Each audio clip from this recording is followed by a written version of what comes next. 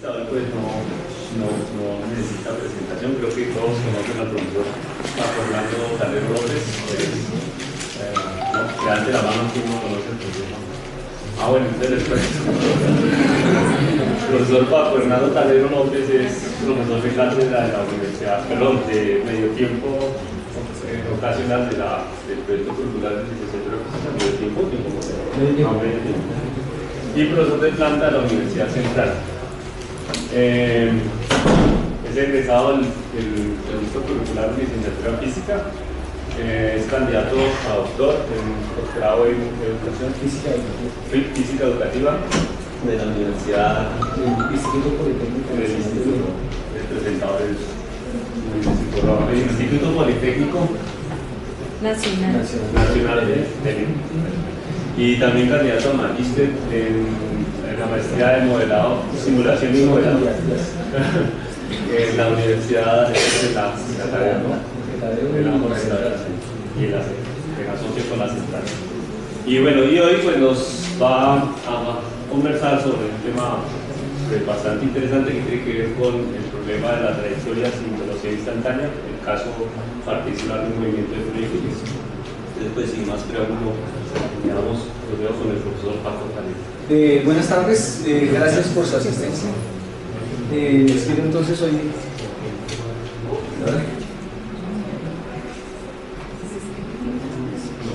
Entonces,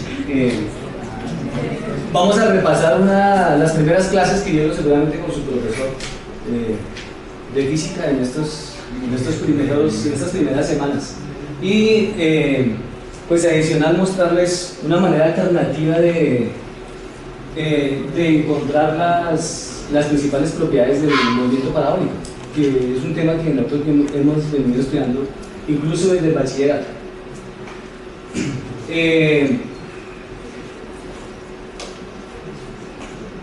Gran parte de lo que vamos a decir al principio, como vimos un repaso de clase, me gusta esta frase de Galileo Galilei.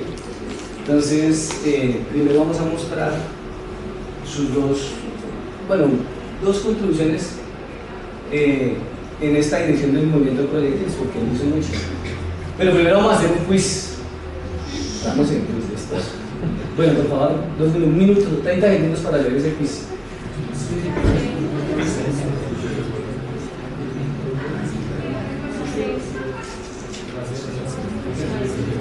William ya sabe la respuesta.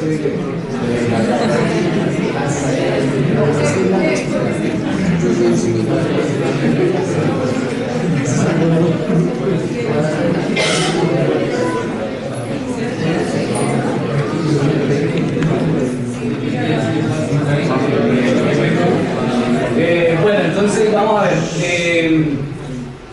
Al soltar simultáneamente dos cuerpos de pesos diferentes de la misma altura, A, cae primero el más liviano, B, cae primero el pesado, C, cae simultáneamente. Alcen la mano los que creen que es la A, sin miedo. ¿Nadie? A ver, cae primero el más liviano, o sea, nadie, otra vez. Nueva oportunidad. Alcen la mano los que están por la A. Bueno. B. Eso ya se están aprendiendo. Más, te sostengan ahí, por favor. Eso, muy bien. No pasa nada. Eso. Por descarte. La C. Bueno, ¿alguien tiene otra opinión?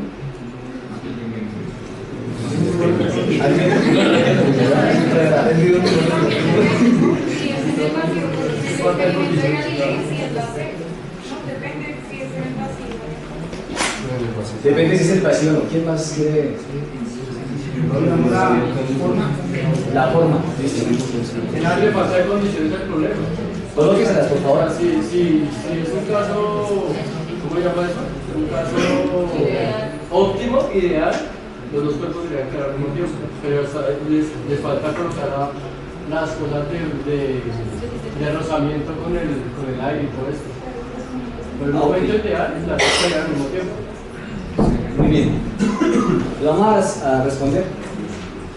Entonces, respondamos a ver.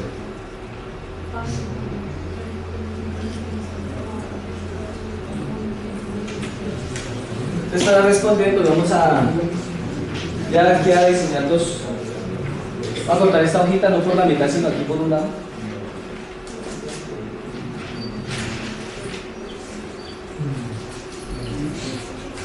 Entonces, ¿cuál de las dos pesa más? ¿Izquierda o derecha? Izquierda. Izquierda, listo. Entonces, vamos a probar que cada primero es más liviano, ¿listo? ¿Lo hago o no? Obvio, ¿no? Listo. Cada primero es más pesado. Pues, lo volvemos el truco, ¿no? Entonces, hacemos esto y, pues, creo que no necesito hacer el experimento, ¿no? Listo. Caen los dos al tiempo. Pues, a ver qué pasa.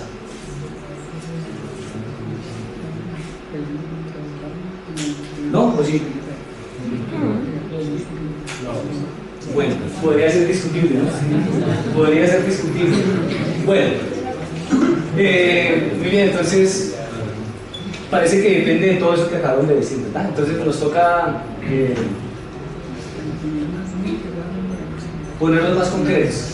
Bueno, entonces les voy a mostrar un videito donde nos sitúa en el contexto de la caída libre. Entonces este video es extraído de una serie que se llama Universo Humano, de la BBC. Su presentador es el profesor Brian Cook, de la Universidad de Manchester en Inglaterra. Entonces aquí nos va a mostrar una de las cámaras de vacío, la cámara de vacío más grande que hay en el mundo. Y vamos a hacer, entonces nos va a mostrar que se hace el experimento con una bola una pelota, con una bola de bolos y unas plumas. Entonces inicialmente va a ser el experimento en el aire, después se va a extraer aproximadamente 800.000 centímetros de pies cúbicos de aire, y en esa cámara tan gigante va a quedar solamente unos dos pies cúbicos, o no, más bien unos 2 gramos de aire en toda esa cámara. Entonces está prácticamente el vacío.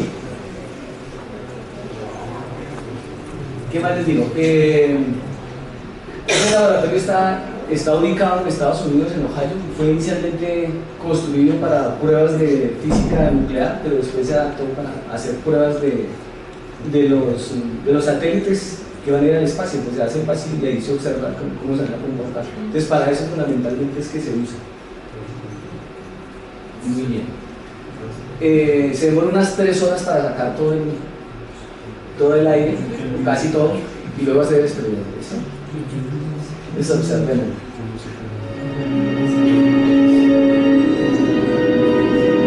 This is NASA's Space Power Facility near Cleveland, Ohio, and it is the world's biggest vacuum chamber. It's used to test spacecraft in the conditions of outer space, and it does that by pumping out the 30 tons of air in this chamber until there are about 2 grams left. And it's kind of got an eccentric construction, which is part of its history. It was built in the 1960s as a nuclear test facility to test nuclear propulsion systems, and that meant that they built it out of aluminium to make the radiation easier to deal with. Aluminium is not the best thing, the strongest material to build a vacuum chamber out of. So they built out a concrete skin, which is part radiation shielding and part an external pressure vessel, so that this thing can take the force that's present on the outside when it's pumped out to the conditions of outer space.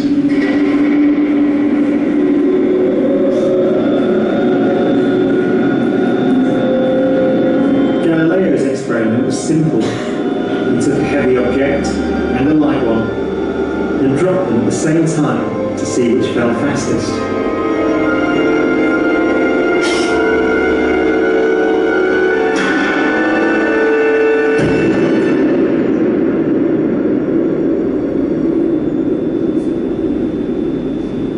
In this case, the feathers fell to the ground at a slower rate than the bowling ball because of air resistance.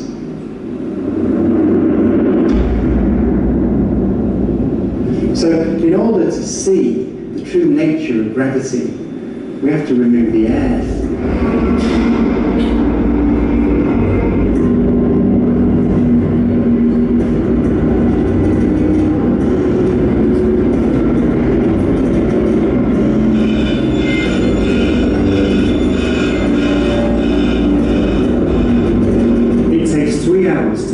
The 800,000 cubic feet of air from the chamber. We drop 2 millitour in the last 30 minutes. But once it's complete, there's a near perfect vacuum inside. 60 millitour manual, 10% water. Station 1, go over drop. PCB 30-1, pressure set point 240 psi. We are over drop. 10, 9, 8, 7, 6, 5, 4, down, 2, 1, release.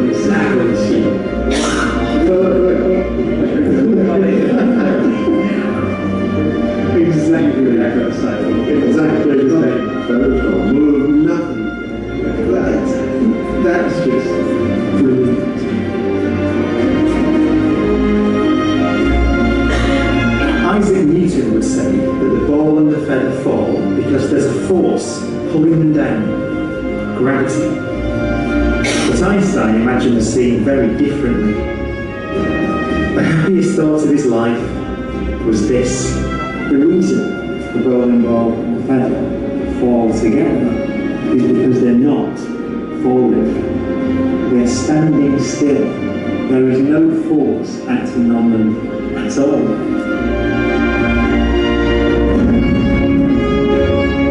He reasoned that if you couldn't see the background, there'd be no way of knowing the ball and the feathers were being accelerated towards the earth. So he concluded they weren't. Hermoso experimento.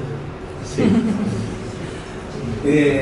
Bueno, entonces la conclusión es que sin aire las cosas se comportan así, o por lo menos casi sin aire. Aunque con aire, pues, y que las condiciones sean en la caída libre, o sea, la ley de caída libre que vamos a ver también es muy próxima. Si se extrae el aire, ¿sí?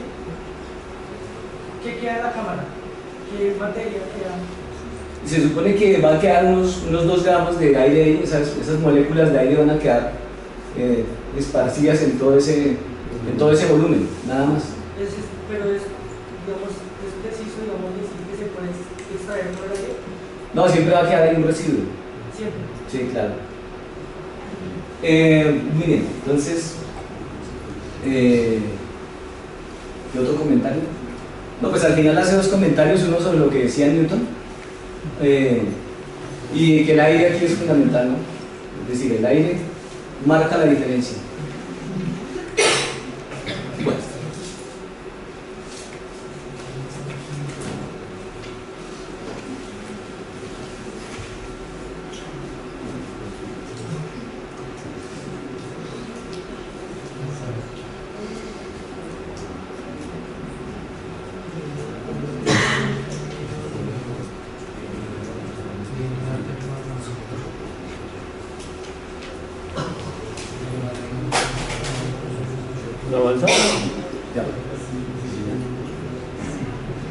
Bueno, entonces lo que les decía, en el aire también se pueden hacer los experimentos que nos van a dar muy cercanos. Hay varias formas de experimentar esto. Puede ser con una cámara de video como la que teníamos ahí, o con una luz intermitente o estroboscopio. Entonces, esta luz intermitente dispara cada cierto tiempo, por ejemplo, cada décima de segundo, o digamos para tenerlo más claro, puede ser unas 20 o unas 15 fotografías por segundo, y entonces conociendo la distancia entre estas rayitas, puede uno ir mirando el tiempo y la posición de caída de la bolita, y así puede entonces encontrar sus gráficas. Esa es una manera de hacer el experimento.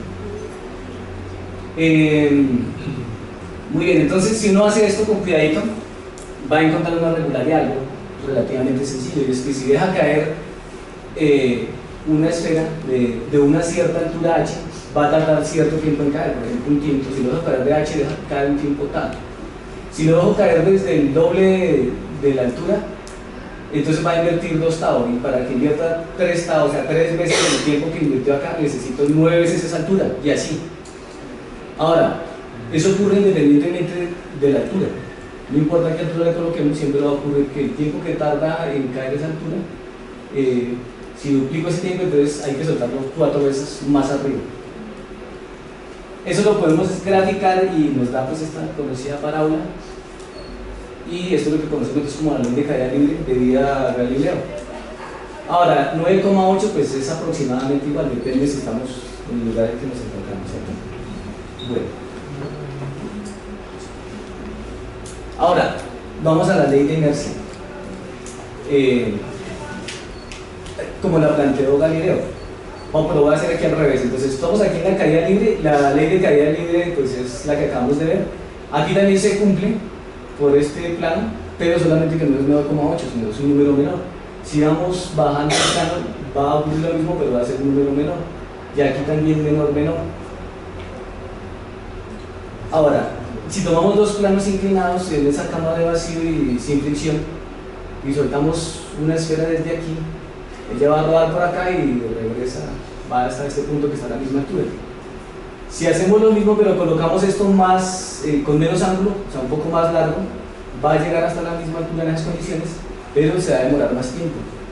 Si lo bajo un poco más, entonces va a llegar más a la misma altura, pero más lejos, y se va a demorar más tiempo. Y si lo bajo otro poquito, entonces va a llegar mucho más lejos, pero se va a demorar más tiempo. ¿Qué pasa si lo dejo así? Pues lo que decía Galileo es que va a seguir así todo el tiempo, infinitamente, recorriendo distancias iguales en tiempos iguales. Esta formulita, velocidad igual, distancia sobre el tiempo. ¿Sí? Muy bien. Listo, ya entonces vamos ahora sí a analizar el problema del cazador y el mono. El problema del cazador y el mono ese ejercicio es muy chisme, ¿sí?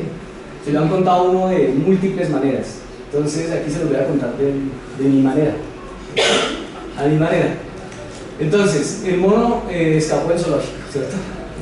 El mono escapó del zoológico, entonces el cazador ha diseñado una trampa para poderlo capturar y darlo nuevo al zoológico. Entonces diseñó un cañón de bananas. Aquí está el cañón de bananas, el banano tiene un sedante, se lo apunta directo a la boca del mono. Entonces cuando el mono se esté divirtiendo y abra la boca, entonces él dispara y queda por allá la banana. El mono se provoca, se come la banana, se duerme y lo regresa. ¿Listo? Bueno, entonces el asunto es que el cazador apunta su cañón de bananos directo. Y ahí está el mono. El mono observa eso, el cazador activa esto por algún medio, y entonces el mono se percata de la situación y abre sus manos y se deja caer. ¿Qué pasará? ¿Qué dicen ustedes? ¿Qué ocurre?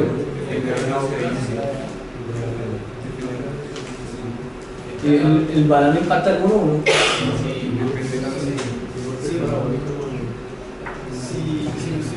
Si el cañón y el mono se sueltan al mismo tiempo, llega un punto en que se desconecta. Ok, entonces a ver. Sí, entonces apenas salga el mono se suelta, no es que apenas lo ve, porque entonces, si lo ve entonces habría tiempo de reacciones, digamos que. Entonces lo agarró. Muy bien, ahora llevemos esto al laboratorio. Vamos a hacer el experimento que ellos nos muestran aquí. Desde aquí está el cazador, allá arriba está el mono. Veamos.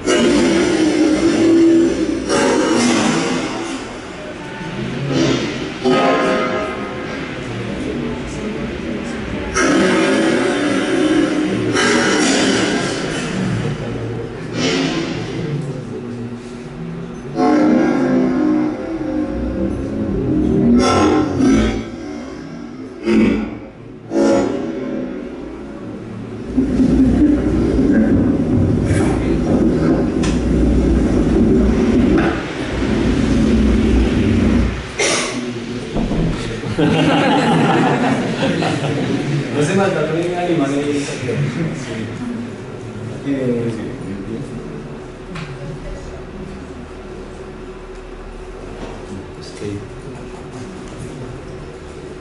Bueno, ahora vamos. ¿Cuál es el objetivo de esto? Queremos entonces plantear un nuevo principio a manera de juego que nos permita deducir, no desde lo tradicional, sino desde una nueva manera, una nueva lógica, digámoslo así, deducir las propiedades del tiro parabólico, sin usar los vectores, sin usar las leyes de Newton, solo usando la trigonometría y un nuevo principio que se va a llamar la regla del mono. Tenemos la regla de la mano derecha, la regla de la mano izquierda. ¿Qué otras reglas? Bueno, varias reglas por ahí, digamos la regla del mono, solo por ejercitarlos, por ejercitar la mente, ¿listo?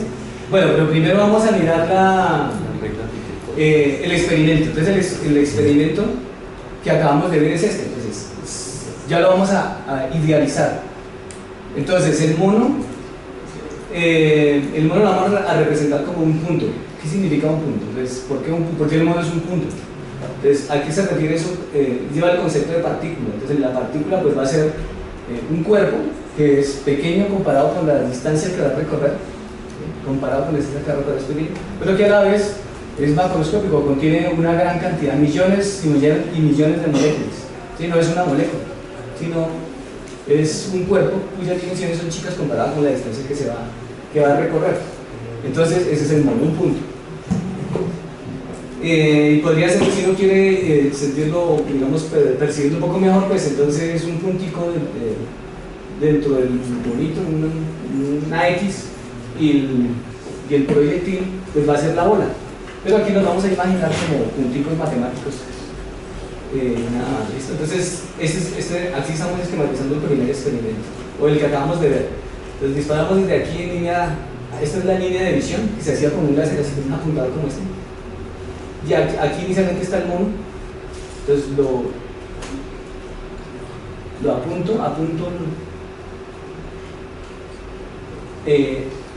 el láser. Entonces, si disparo de acá el proyectil y suelto desde aquí el mono, entonces lo va a capturar aquí justo cuando llega al piso. Ahora, si coloco el mono por acá, y si coloco el mono acá y disparo, entonces lo va a capturar por acá, por aquí se estrella. Y lo mismo, ¿no? Si lo suelto acá, entonces lo voy a capturar acá. Si lo soltara por aquí, lo voy a capturar aquí, etcétera, etcétera, etcétera. Entonces podemos hacer el experimento también con el lanzamiento horizontal. Si aquí está el mono, si se dispara desde acá, simultáneamente se suelta el mono y se dispara esto, entonces lo va a capturar acá. Aquí lo captura por acá. Si suelta el mono desde acá y dispara desde aquí, no lo va a coger ahí, sino lo va a capturar acá. Por aquí también lo mismo. Si el mono está en C, se dispara en línea recta a tomar el mono, pero pues cuando el proyectil llegue ahí, el mono ya no está acá, está es acá, en caso de que llegara por este lado. Ya, así sencillamente. Bueno, entonces vamos a plantear el principio del mono. Entonces, ¿qué es el principio? El principio es una regla que voy a seguir, que sale de esa experiencia que hemos venido y que, digamos, no es demostrable como tal, sino que la estoy formulando, la estoy planteando, y que la manera como voy a probar su, digamos, su contundencia es a través de la experiencia, a través del experimento.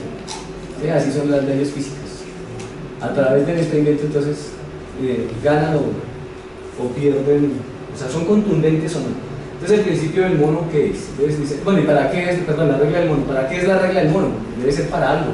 Entonces, la regla del mono es para conocer exactamente en qué punto, a cualquier tiempo, se encuentra el proyectil, en qué punto se encuentra el proyectil de este plano cartesiano, dando el tiempo, ¿sí? En qué punto se va a encontrar.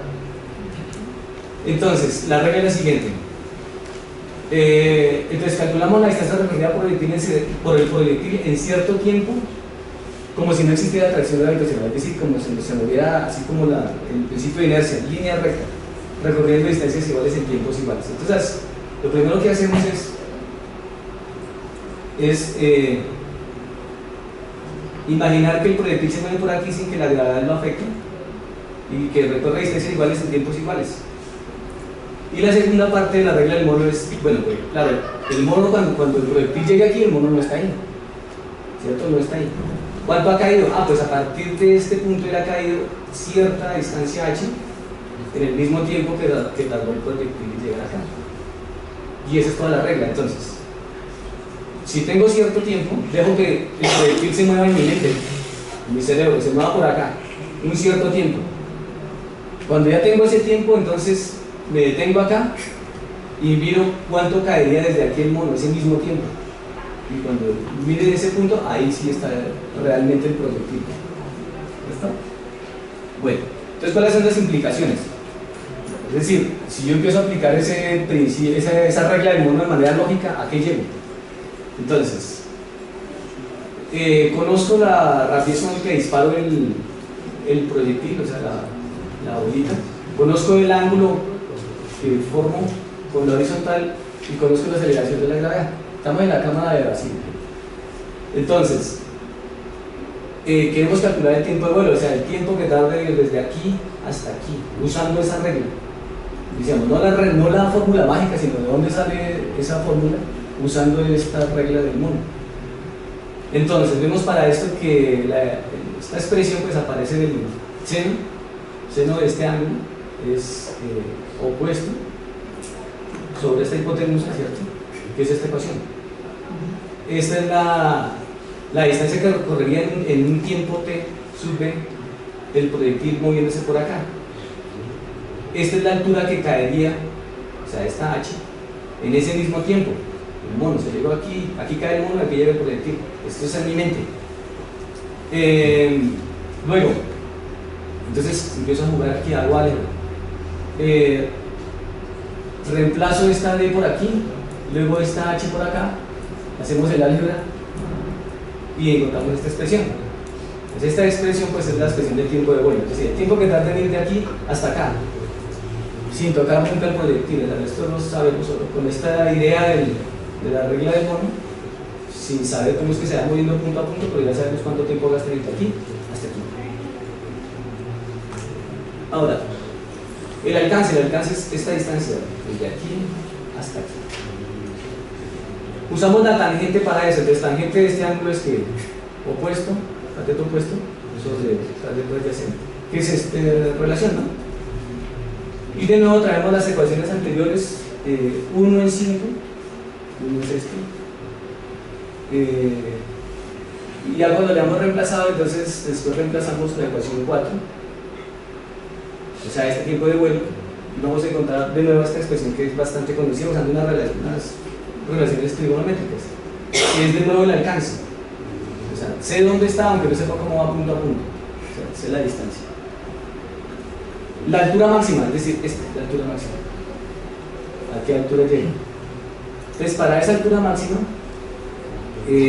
por simetría, si aquí el recorrido, como recorre distancias iguales en tiempos iguales, pues en la mitad del tiempo de vuelo recorrerá la distancia que recorrió, la mitad de la distancia que recorrió durante todo el tiempo de vuelo, que sería esta. Y ahí uno esperaría que esté en la mitad, o sea, en la mitad del recorrido. Y entonces aquí habrá caído en ese mismo tiempo mismo tiempo de vuelo, habrá caído un cuarto de toda la altura, o sea, de toda esta, un cuarto, quedándole por caer, o sea, cayó desde aquí un cuarto, pero toda esta altura es un medio, de manera que la suma de estos dos, pues y máximo tiene que ser un cuarto de h, y de nuevo reemplazando h y haciendo el álgebra, pues que eso quedaría de ejercicio para los que quieran, dada la altura máxima, de nuevo por otro camino. Y entonces llegamos a la trayectoria. Entonces, ¿qué es la trayectoria? La trayectoria es el conjunto de puntos x, y por el cual pasó el proyectil. Entonces, ¿puedo hallar eso con esa misma regla? Sí. Entonces, para eso encuentro la tangente. Entonces, un punto de este, si encuentro un punto, encuentro los demás con el mismo procedimiento. Entonces, para esta posición, el valor de la coordenada x, el valor de la coordenada y, encontramos que la tangente es cateto opuesto sobre cateto adyacente, de nuevo esto, ¿no? Y encontramos estas dos relaciones, ya las tenía anteriormente, y aquí tenemos el coseno, que sería cateto opuesto, cateto adyacente sobre hipotenusa. De nuevo, haciendo las sustituciones y reemplazando, haciendo todo el juego algebraico, llegamos a esta expresión, que es la trayectoria. Entonces, para los que ya han visto esta formulita de la trayectoria, entonces, cada valor de coordenada x, y, pues, es este punto. Cada uno de estos puntos, encontrando un valor aquí a x entre 0 y r, voy a encontrar el valor de y y voy a ir construyendo el camino por donde pasó el proyectil. No me interesa el tiempo que me hace sobre saber por dónde pasó. Y si reemplazo aquí R medios, entonces mi intuición de simetría anterior se cumple porque es máximo cuando aquí es máximo, el valor máximo de esta parábola se encuentra cuando x es igual a R medios. Bueno, entonces llegamos aquí al asunto. Esta es la trayectoria, entonces el conjunto de puntos por donde se movió el proyectil. El conjunto de puntos por donde se movió el proyectil es llamado trayectoria. Ahora, no sé con qué velocidad se mueve el proyectil. O sea, nunca lo vi. La velocidad del proyectil no se sabe, no se conoce nada sobre el proyectil. Solo sé que se movió por ahí punto a punto. O sea, conozco la trayectoria del proyectil y no conozco su velocidad. No conozco, digamos, tradicionalmente uno haría aquí la derivada de la posición con respecto al tiempo, etcétera, etcétera, para hallar la trayectoria, pero no lo conozco, no sé cómo. No sé nada del proyectil, o sea, no sé nada del punto a punto aquí en el tiempo, con este método. Pero, pues, coincide con los resultados experimentales, ¿no? O sea, si uno hace un experimento y mira cuánto tiempo tardó el proyectil, pues da eso. Y si tomo una fotografía como aparecía en los videos, se observa que es una parábola, pues, digamos, con bastante precisión. Bueno, entonces aquí está el momento, y aquí está el Newton, y aquí está el tiro parabólico. El mono es esta idea, y Newton, pues, es las leyes de Newton en toda la mecánica, digamos, que estamos acostumbrados a pensar. La primera pregunta sería, ¿la regla del mono está contenida en la mecánica de Newton? ¿Ustedes qué dicen? Es decir, ¿se deduce de ahí o no?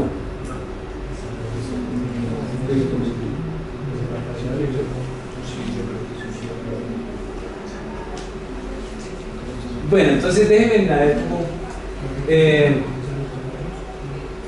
pareciera que no, porque para que se pueda deducir de la segunda ley de Newton, o sea, cuando vamos a aplicar las ecuaciones, las leyes de Newton, perdón, necesitamos conocer las fuerzas del principio y las condiciones iniciales del problema, la posición y la velocidad inicial de la partícula y su masa, y además de eso todas las fuerzas que actúan sobre esa partícula, ¿cierto? Cuando hacemos eso, entonces encontramos unas fuerzas en X y unas fuerzas en Y, en principio. Y entonces nos devolvemos, si la fuerza neta en X es 0, pues entonces la aceleración es 0 y se mueve con velocidad constante. Pero ese no es el caso, ¿no? Porque se mueve diagonal. Entonces por allá no puedo encontrar una fuerza, no puedo hacer que la fuerza neta por aquí sea 0, a menos que girar el sistema de referencia. Pero si giro el sistema de referencia, entonces va a aparecer una componente del peso, ¿cierto? Entonces tampoco puedo liberarme por ese lado. Es decir, que tal como está planteada la regla del modo no proviene de la segunda ley de Newton, o sea, no proviene de Newton. Ahora, entonces la trayectoria sin velocidad instantánea, bueno, ¿eso es una paradoja o qué es eso? No, pues no es nada, simplemente es raro que pensando de otra manera pueda uno llegar a la trayectoria, pero no hay ninguna contradicción, pues porque no se trata de Newton, sino es de otra manera de pensar, que no es newtoniana, ¿no? ¿Sí? O sea, no es en la ley de Newton, sino simplemente planteamos una regla, que es la regla del mundo, y llegamos a unas conclusiones que son, digamos, corroboradas por la experiencia, y como no hay doble valor de verdad ni nada de eso, pues no diría uno que hay una paradoja. ¿Y cuáles son los alcances de la regla del mono? Pues bueno, son bastante limitados, solo es esto, o sea, no puede uno ir más allá. Claro, podría uno extraer también, a partir si uno empieza a jugar con las ecuaciones, también encuentra pues, las mismas ecuaciones verticales y horizontales para el tiempo, pero pues ya, digamos, en poderse a darle interpretación desde allá, pues ya se empieza, pues tal vez pierde todo el significado.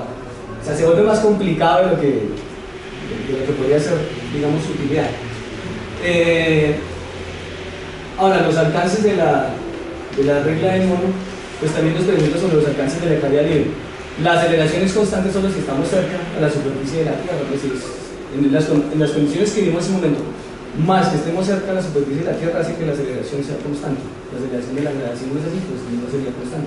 Entonces debe cumplir eso y pues que sea suficiente para, digamos que es suficiente para poder llegar de otra manera al alcance y a las características del movimiento parabólico, que sería, eso sería entonces para qué sirve. Ya, eso es todo. Entonces, pues sus comentarios, críticas, etc.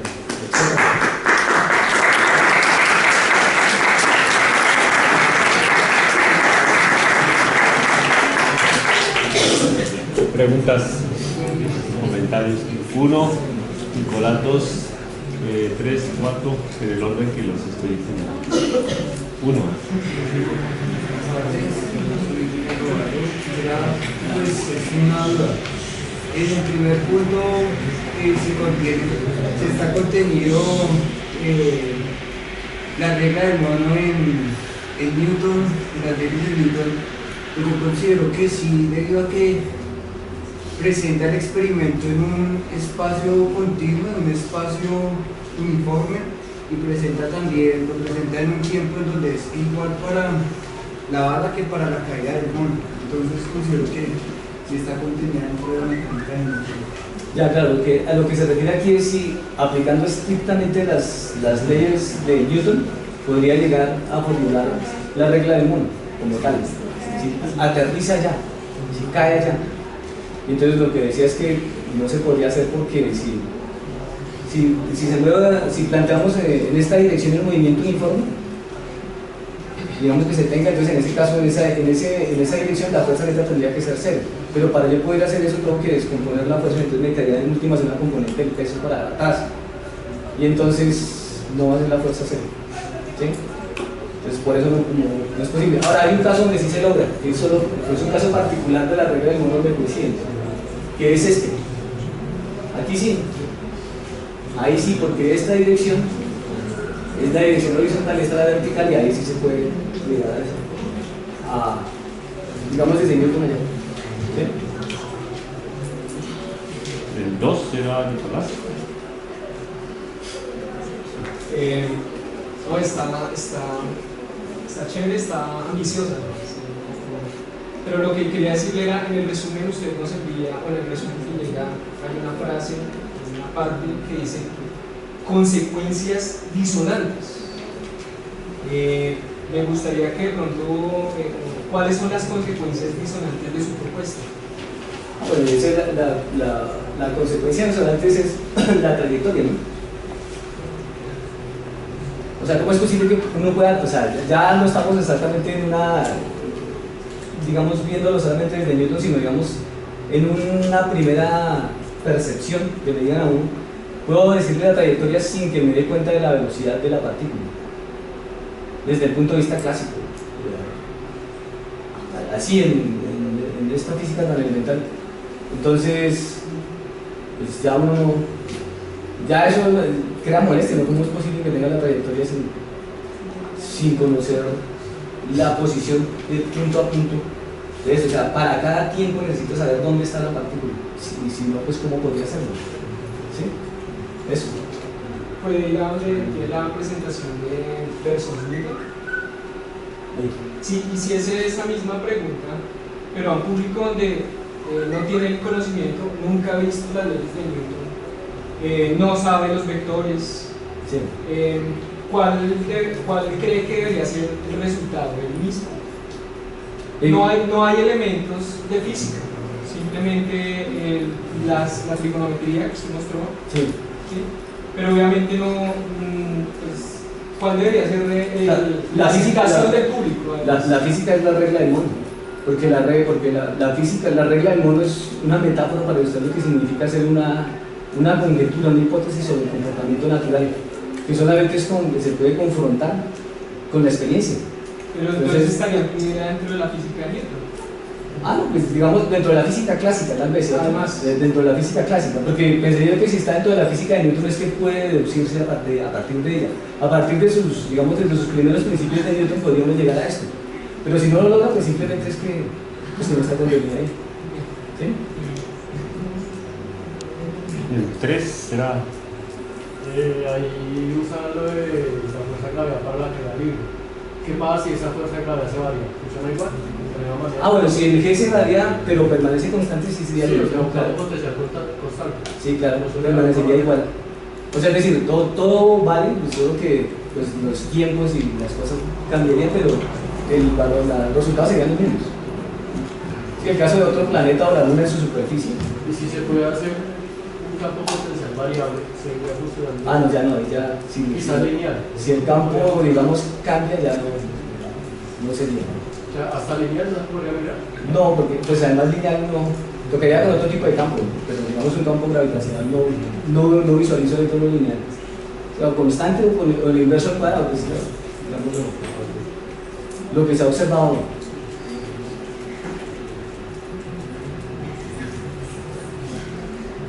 Sí, antes de Michelle estaba. ¿El tuyo es el 4? Ya. Michelle. Me gustaría preguntar, ¿qué análogo existe en física en torno al movimiento o proyectiles? Sí, buscar análogos en la física que se adapten. O sea, digamos otros sistemas que puedan cumplir la regla del mono. Sí, exacto. Podría cumplirla un campo eléctrico entre dos placas. Podría, si tienen un campo eléctrico, un capacitor, y adentro tienen un electrón, ahí podría también aplicarse, esa es la misma cosa, podría aplicarse la regla del mono también. Pues todos los campos que tengan la misma forma, magnético también, ¿no? O sea, todos los campos que tengan la misma forma del campo gravitacional. Sí. Bueno, en el sentido de que haya atracción y no repulsión. Con el magnetismo no hay problema. Sí. Pueden dar vueltas, sí. Por lo que la fuerza, el campo y la fuerza no, o sea, el campo magnético y la fuerza magnética no están en la misma sí, dirección. Sí, sí. ¿Más preguntas? Yo tengo una. Para el caso de lanzamiento de proyectiles sobre una cuesta, funciona la regla del mono.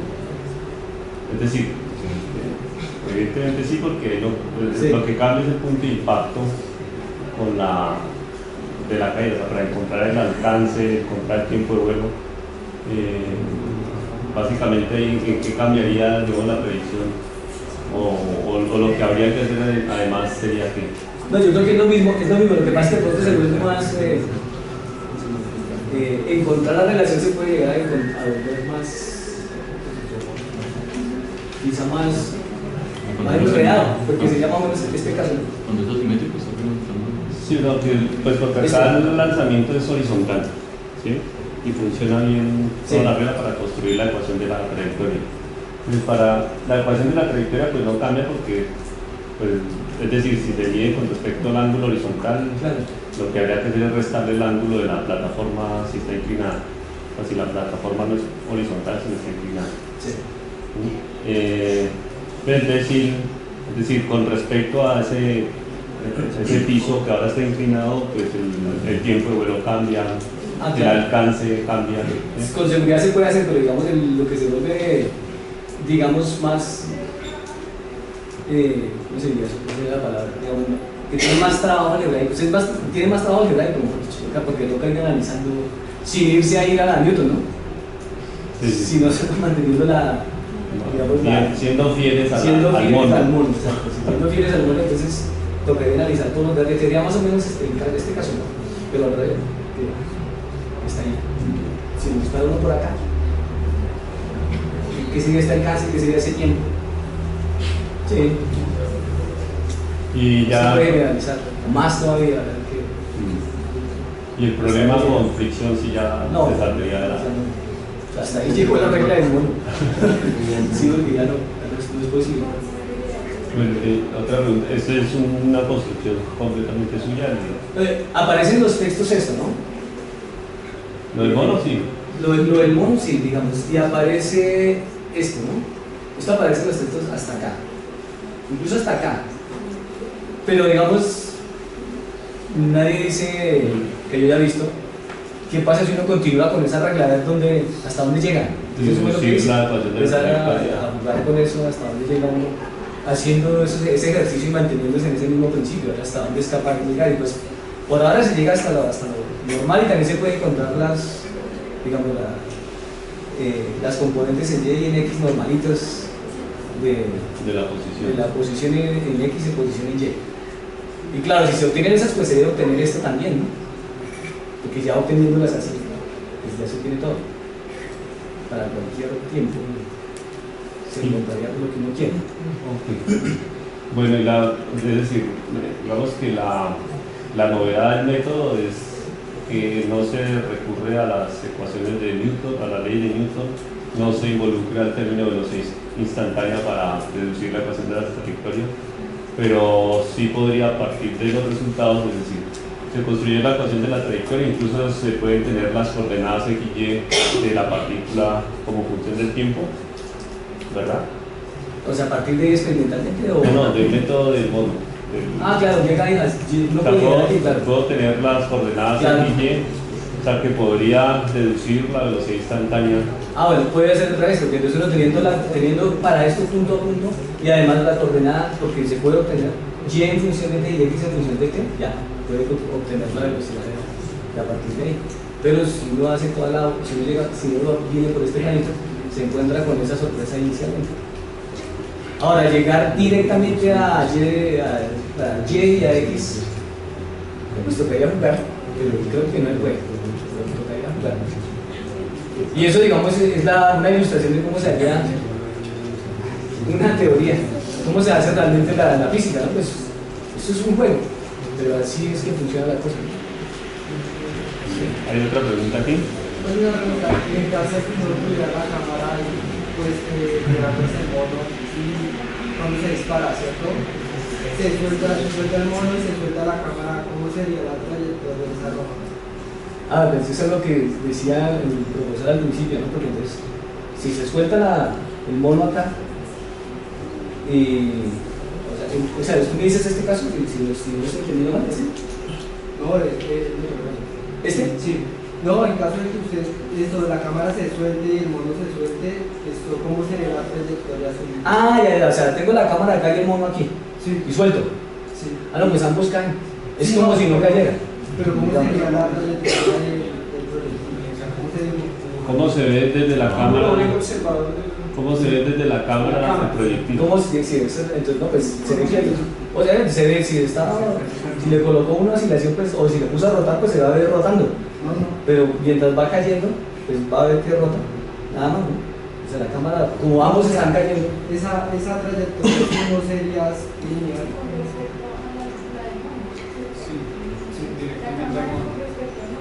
Pero entonces desde el marco de referencia del mono que cae, ¿cómo se ve el movimiento del proyectil? Ya. Sí. O sea, así es lo que les decía al principio. Entonces, aquí está el proyectil, aquí está el mono con su cámara y entonces vamos mirando que es lo mismo, ¿no? Ahí ve que se acerca. Sí, lo ve que se acerca. Hasta aquí. O sea, el mono ve que se acerca. Pero en esta, ¿no? Aquí. Lo moviéndose horizontalmente. Sí, lo moviéndose horizontalmente. Se necesita saber necesariamente el tiempo de vuelo para aplicar la regla del mono. Diría que aplicando la regla del mono tiene unas consecuencias, tratando de reinterpretar la pregunta que Julián hace. Entonces, está la regla del mono. Entonces, la pregunta es, ¿tengo que pasar por calcular el tiempo de vuelo para calcular las demás consecuencias? Pues, al parecer sí, pero si empezamos a jugar, de pronto encontramos otro camino, ¿no? ¿Sí? Para ver qué consecuencias tenemos para llegar a otros resultados ya encontrados. Y hay una pregunta y otra. Cuando el ejercicio se realiza en el vacío, ¿cómo daríamos resultados? Este es en el vacío. Ahí está idealizado el vacío. Si hay aire, entonces las cosas ya empiezan a complicarse. Depende por ejemplo, de la forma del mono, del volumen, de todo, de la masa, etc. Entonces ya no se va a cumplir, ¿no? Sin embargo, en el experimento del mono que hacen el error por la fricción con el aire no se percibe, ¿no? El error por el aire sí no es suficiente para que pueda desviarse. Salirse del escudo del mundo. Del chaleco antibalas del chatería. Nicolás, tenía otra pregunta. No quería saber, ya sometió el trabajo, o sea, ¿dónde somete este tipo de trabajos? Pues también son varios, claro, pero digamos que no son cotidianos, no son comunes. Ahí, pues las revistas son las de didáctica de la física. Pues a mí me gustan dos, pero seguramente son dos por lo que les gustan las notas. Encima de física me gusta la revista mexicana también. Y pues están las revistas, la Physics Edition. ¿Y cómo es el factor de impacto de este tipo de trabajos? O sea, para otros colegas, la recepción, ¿cómo es? Pues, digamos, porque eso está dentro de las propuestas alternativas, ¿no? Digamos que siempre llaman la atención, pero no se llevan al aula de clase, ¿no? Que eso es lo que ocurre normalmente, digamos. Las investigaciones en didáctica de la física y eso pues están ahí todavía digamos en las revistas, pero no se han aterrizado todavía a los salones de clase. ¿Sí?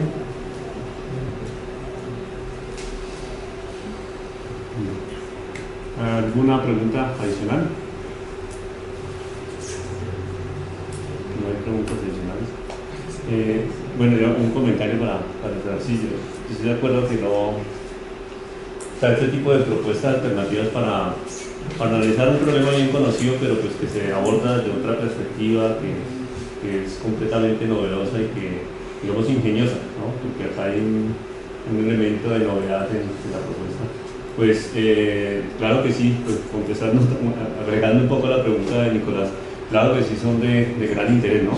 Pues acá está para el caso de un problema que es bastante conocido, porque pues ya podríamos decir acá en el auditorio todos han pasado por el problema del movimiento de proyectiles, pero como se hace para este caso muy sencillo, pues muy básico en el sentido de que tiene que ver con la física básica de los primeros semestres de formación en física o licenciatura en física, también se hacen para